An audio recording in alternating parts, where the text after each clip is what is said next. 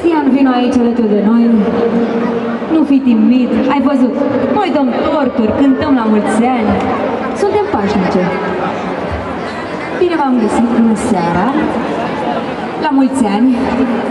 Vine și surpriza dumneavoastră, cântăm cu toții, da?